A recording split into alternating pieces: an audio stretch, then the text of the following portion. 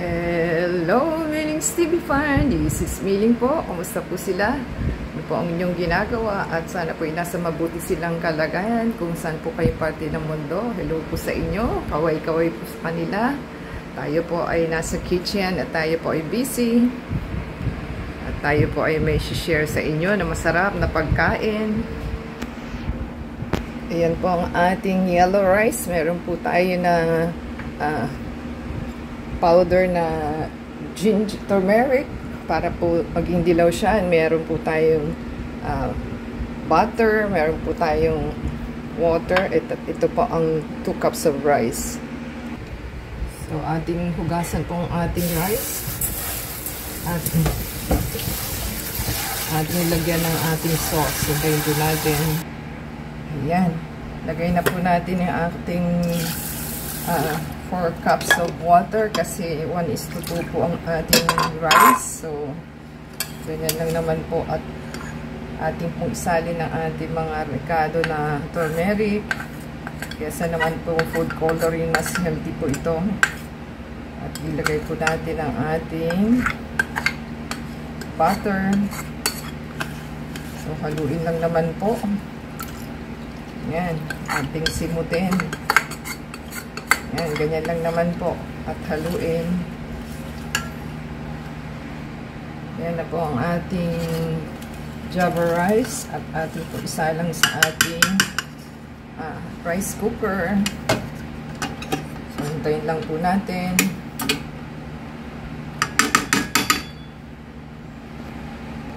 Ayan, ating takpan at hayaan po natin itabi. At meron pa po tayong gagawin. Ito naman po ang ating fritters na chicken. So, na-drain na po siya. Ilagay lang po natin at i-marinate. Meron na po tayong salt. Ayan po ang salt. Ito po ang cayenne pepper. At meron po tayong ginger. At ito po ang thyme. Ito naman po ang ating powder. So, lagay lang po niyan at ating i-mix. At lalagyan po natin ang ating lemon. So, 2 tablespoon lang po ang ating lemon. Ayan. At ating pong haluin. I-mix lang po at meron pa po tayong gagawin. At yan lang po ang ating, kung gusto po nilang may skin, pwede naman pong walang skin. Dahil mauuod po yan. Tayin lang po natin. Ayan pong ating sa frying. So, meron po tayong cornstarch pong ating gagamitin. So, meron po tayong breadcrumbs, may milk, may egg. So, dito po natin for the fry. Ayan, atin pong gawin ang ating egg. Ayan po ang ating egg. At lagyan po natin siya ng milk, ng kaunti. Para daw po hindi siya tawag. Ayan, tayin lang po natin. Ayan. Kung lagyan ng kaunting milk daw po.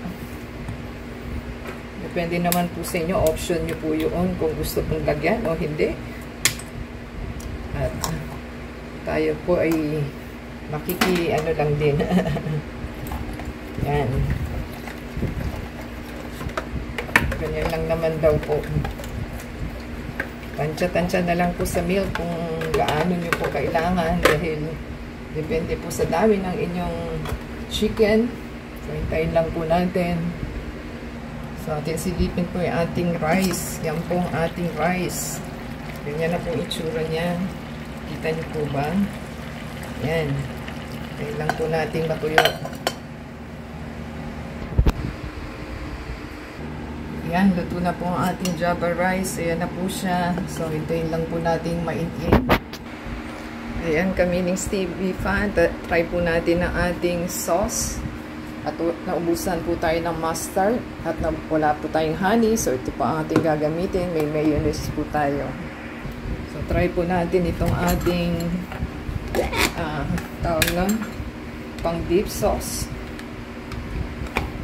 So meron po tayong mayonnaise. Try po natin lagyan ng 3. Ayan. At lagyan po natin ng ketchup. Kahit anong klaseng ketchup naman po pwede. So wala tayong mustard. So masarap sana kung may mustard po tayo. Ayan. Lagyan po natin ang ating substitute sa honey. Ito po ang inyong pancake syrup. Lagyan natin ng isa. Ayan. And a pinch of pepper. Ayan. Ganyan na pong itsura niya. At haluin lang po. At pwede na po yan na ating dip sa ating chicken fritters. Hintayin lang po natin.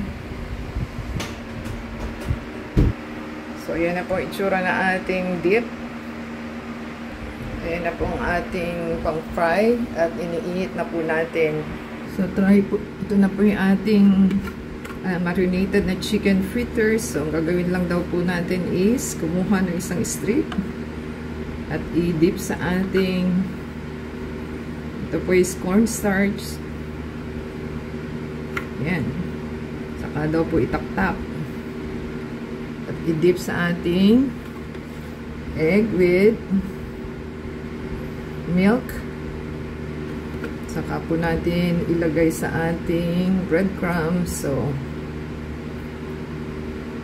yan. Ganyan lang naman daw po. At saka nyo po ihulog sa inyong cooking oil. So, kung gagawin daw po nila is lagay lang nila sa isang tabi. So, gagamit po tayo ng ating planter para po yung nagawa natin is ito po yung ating ginawa. So, huwag daw po ninyong pagdikit-dikitin. At yan po ang ating masarap na fritters. So, ulitin po natin. At tayo po ay gagawa ng ating yan, ganyan lang naman daw po habang iniinit natin ang ating pan. So,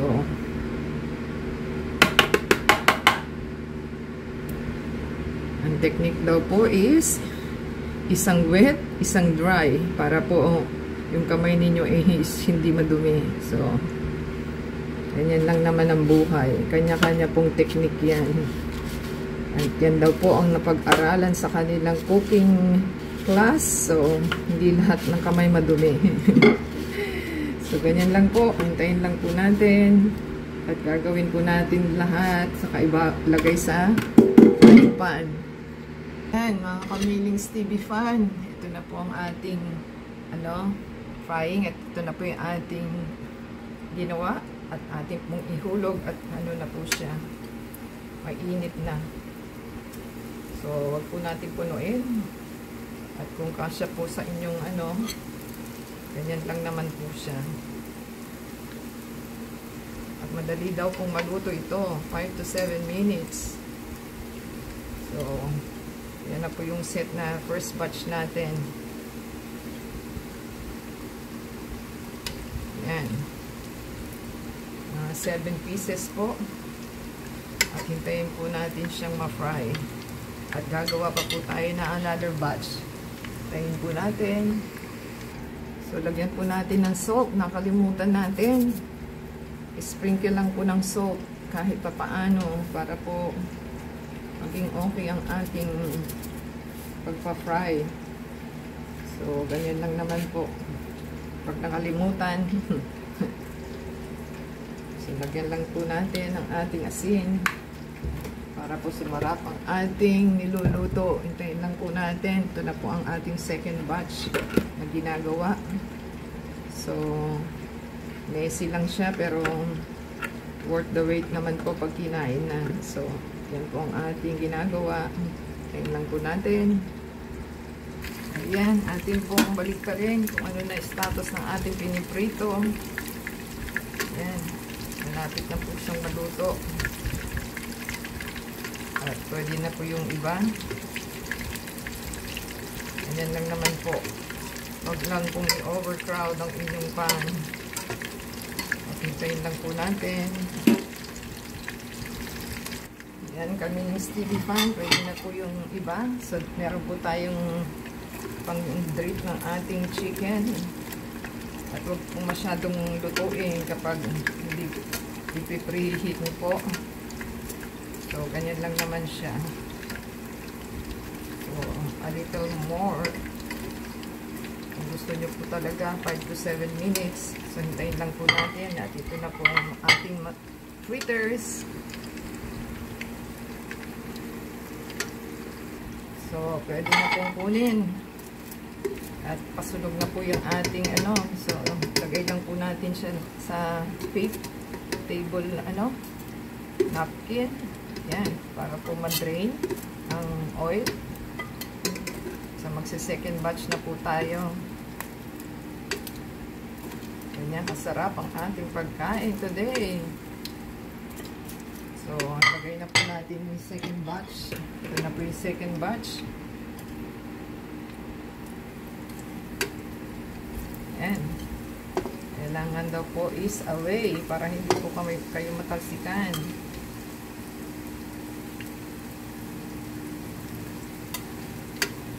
Ayan. So, yan na po ang ating second batch. Ayan lang po natin.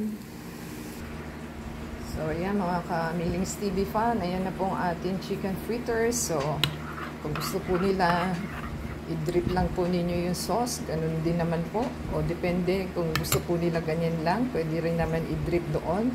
Scattered.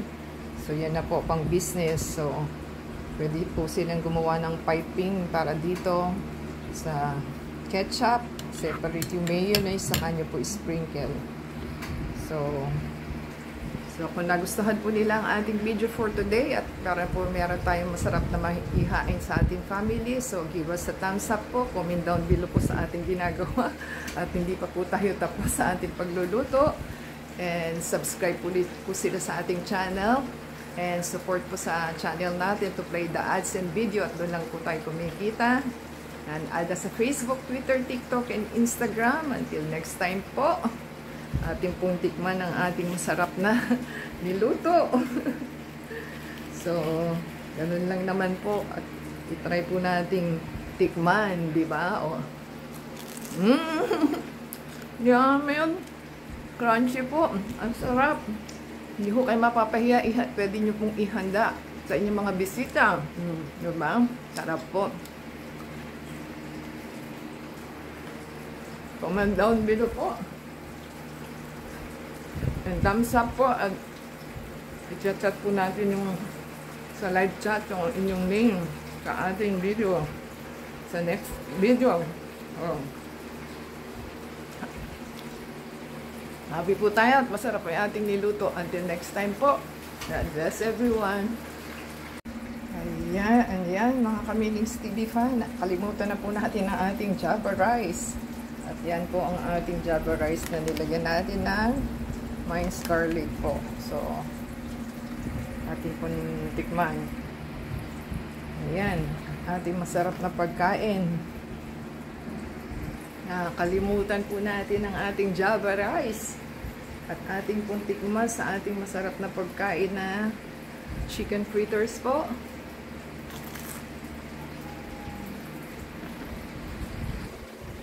Po ang ating Java rice at ating fritters. Nakalimutan po pala natin. Yan. Ating pong tikman kung anong lasa.